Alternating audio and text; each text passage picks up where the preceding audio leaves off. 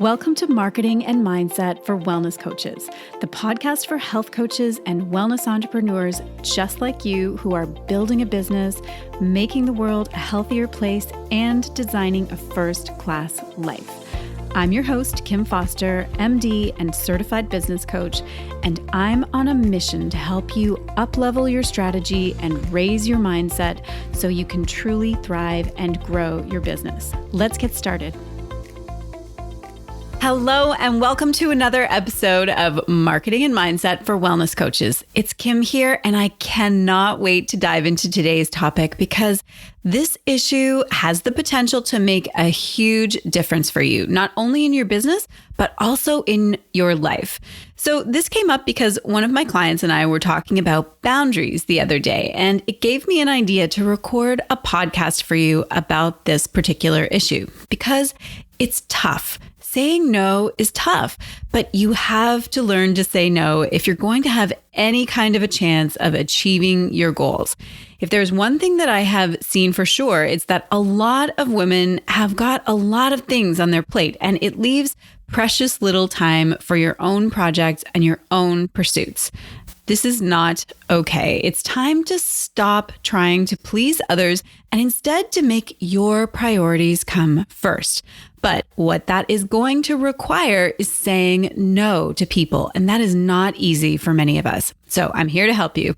I'm going to walk you through a couple of different scenarios of when people ask you to do things that you can't or don't want to do.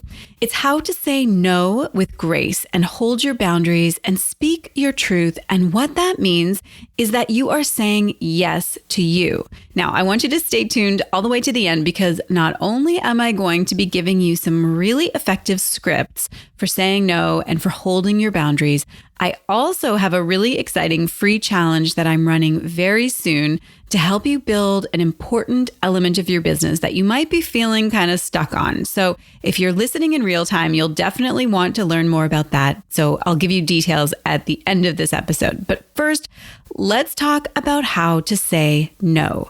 One of the things that was coming up for the client that I was mentioning earlier in particular was the issue of saying no to people like friends and family who wanted to quote unquote pick her brain about her area of expertise in wellness. So have you had this experience? This happens to a lot of my clients and the women in my group programs where people in their life begin to become aware that they have this growing expertise in health and wellness or nutrition or whatever it is. And people think that it's okay to just ask them for free advice. It's a particular problem, when they want to get together over coffee or whatever and pick their brain about it. These kinds of requests can be difficult because you don't want to be a jerk. Obviously, nobody wants that. But I'm guessing that you don't have a lot of free time to be chit-chatting all day over coffee. And that's whether it's a virtual chit-chat or a real life one about your business because you are too busy growing your business, working with clients, marketing your business, and all of those things.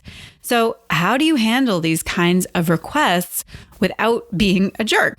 Now, there are all kinds of other requests that might come in that threaten to push your boundaries or push you into doing things that you don't want to do. So in this episode, I've got some very specific scripts and ways to say no and maintain your boundaries in a few different scenarios that might come up with class and grace.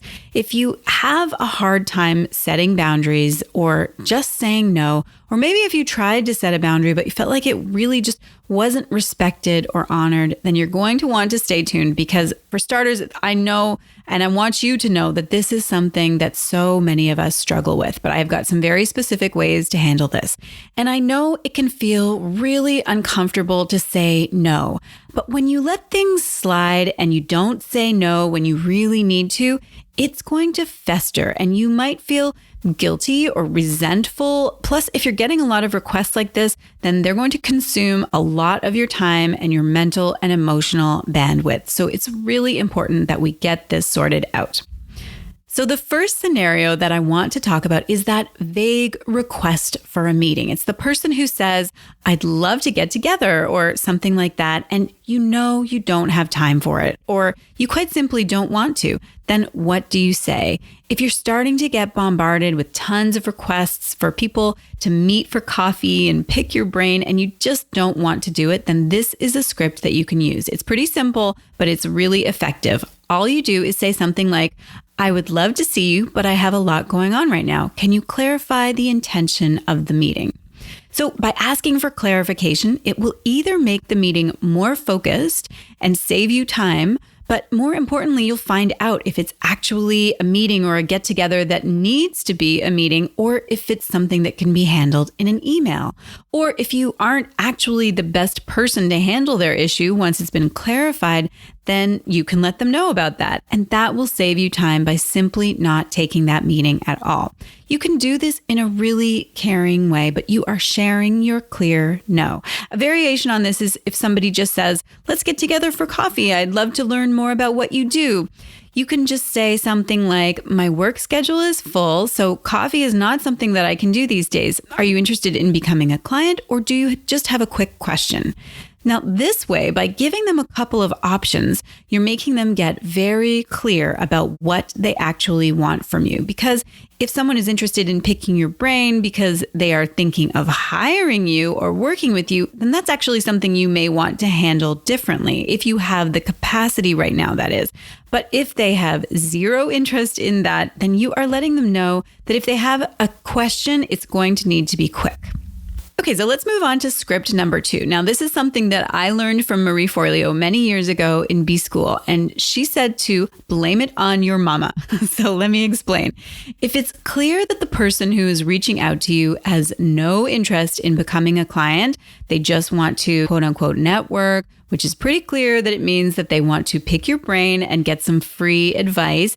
And of course, it is totally up to you if you want to do this with this person. But if it's couched in a very social type of invitation, like making new friends, then it's difficult because you're going to come across as, a bit of a jerk who doesn't have time for new friends. And of course, nobody wants, like I said, to be that person. So instead, you can say something like, I have a rule. If I don't have time to see my mother, I don't have time to meet new people for coffee. And the truth is, right now, I owe my mom a visit. I'm sure that we would have fun, and I hope that you're not insulted, but my work schedule is packed right now, so I have to pass. I love this idea. It's hard to argue with, and it's hard to blame a person for having a rule about prioritizing their mom. So this one is kind of genius, in my opinion. I encourage you to give it a try the next time that you are fielding this kind of request. Now, when you're deflecting these kinds of requests, you may start to feel bad about it. You may start getting in your head about being money hungry or only doing things if you're getting paid for it. But what I want you to remember is that there are a lot of ways that you can help people for free. You can direct people to your free content on your blog or your video series or your podcast, or you can decide to do some pro bono work, like some set pro bono work for certain segments of people, or you can decide to offer scholarships to your programs if you like. There are a lot of ways that you can help people for free, but you need to keep your business boundaries clean so that you protect your actual business time and bandwidth. All right, so let's move on to script number 3. This is useful if you get a request to do something that you don't feel that you can do. Their request is not in your area of expertise. Now, you may begin to feel some pressure to figure this out or to take this opportunity that's being offered to you, or to be kind of people-pleasing in this way. But once you get honest with yourself and realize that this is not something that you either can do or want to do, this is a relatively easy one to say no to.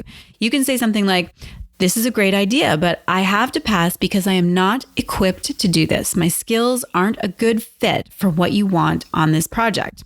Now, you may need to elaborate on this, which I'm sure that you can do, but just be ready to do that.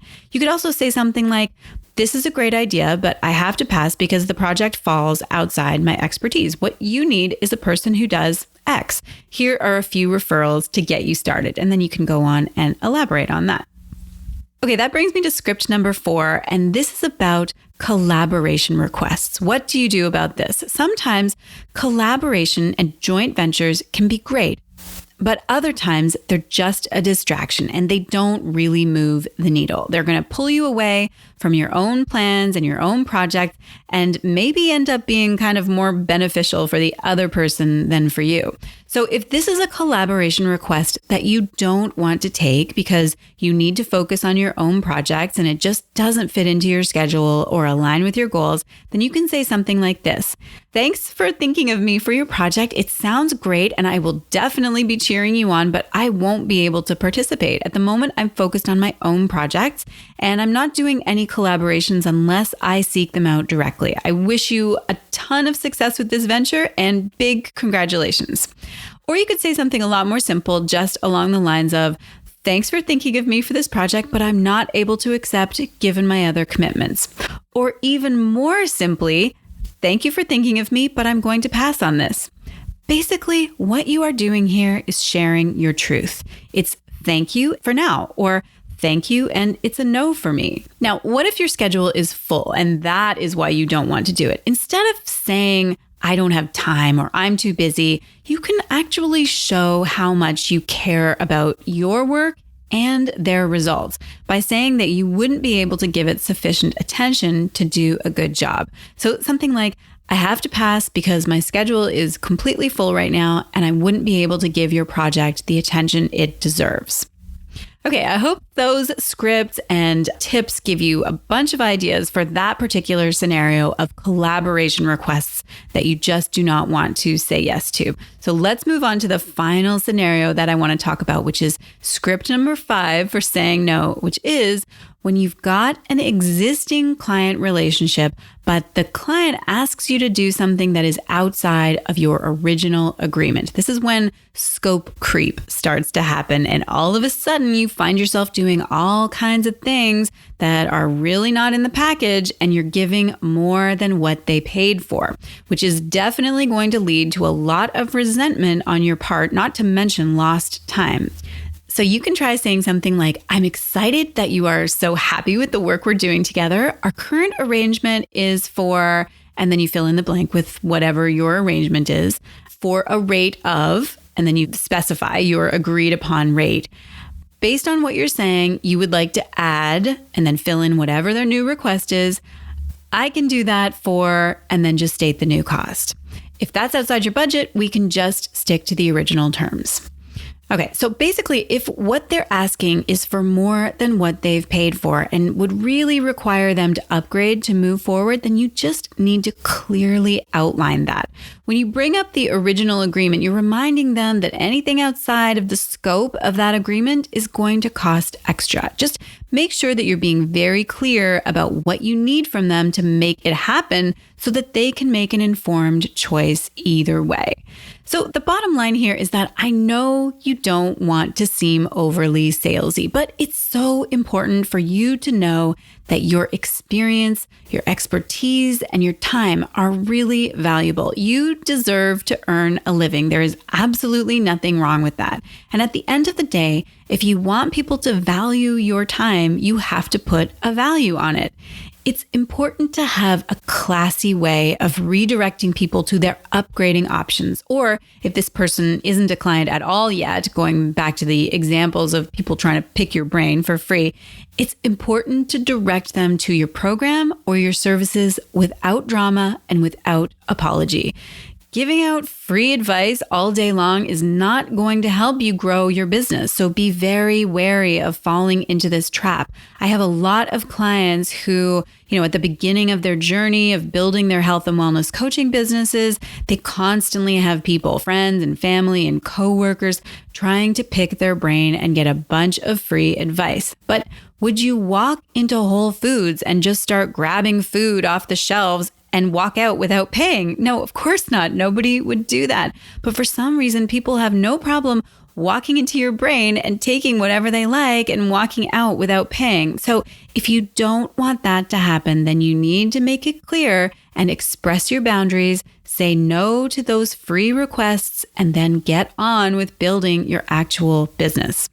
Okay, there you have it. I hope that this helped you. I want to issue a reminder that you can be loving and caring and hold clear boundaries. It will get easier with practice, but hopefully these scripts and examples will get you started.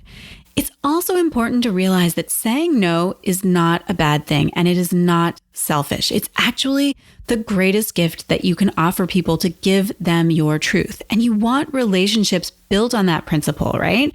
The thing is, some people are going to get it and some people aren't, but that is not something that you can control. Maybe they were going to get upset no matter what you said, and that is not your responsibility.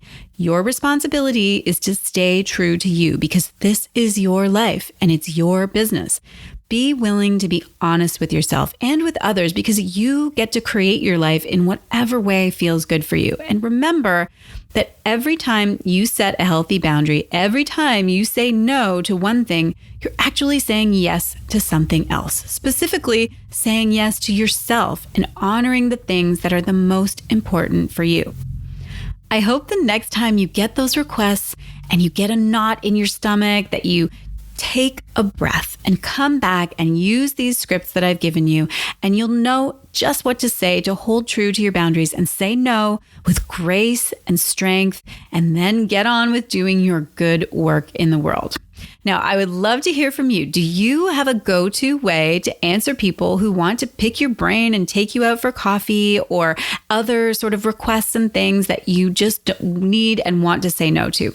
And what is the one thing that you can do right now to strengthen those muscles of setting boundaries and saying no? So go ahead and take a quick screenshot of this episode and post it inside your Instagram stories, and be sure to tag me at Dr. Kim Foster and let me know. I look forward to hearing from you. Now, I said at the beginning that I was going to give you details about my free challenge that's coming up very soon.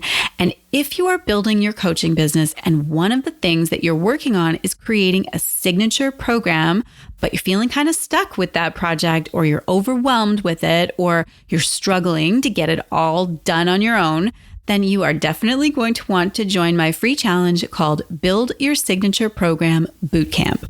We're going to do 5 days of free training and really take a deep dive into building your own signature program for your coaching business so that you can stand out from all the other cookie cutter coaches out there and create an incredible asset for your business that you will be so proud of and will make it incredibly easy to enroll new clients. I'll be walking you through my own framework and process for creating a signature program, and it's what I've helped dozens of my clients who are all health and wellness coaches do for their own businesses. And you can get my guidance and training for free inside this challenge. So we get started on September the 28th. So if this sounds like something you would like to join, then head over to drkimfoster.com/bootcamp to learn more. Okay, that's a wrap for today. I hope you found this episode valuable. Thank you so much for listening. I really appreciate you. Stay well and stay safe, and I will talk to you next time.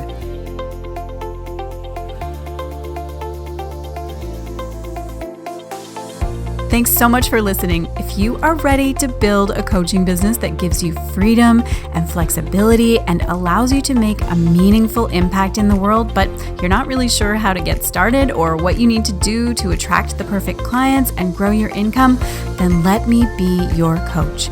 I would love to teach you my exact framework, my proven method for how I created a freedom-based business for myself and how I've helped dozens of clients do the same thing and create a life that is better than their dreams. Get started by heading over to drkimfoster.com/business training, and there you can sign up for my free online training called The 4-Part Formula for Replacing Your 9-to-5 Income with a Coaching Business You Love.